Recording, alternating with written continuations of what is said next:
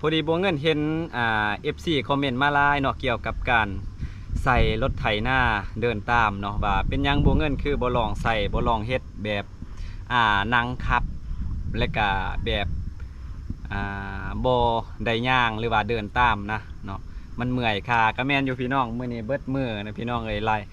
ไถเนาะก็ดินมันแข็งแน่มันเหนียวแน่พี่น้องย่างมาเมื่อยเบิดมื้อพี่น้องมื้อนี้สิลองเฮ็ดลองเบิ่งพี่น้องตามคำขอพี่น้อง FC ทางฝั่งไทยเพิ่น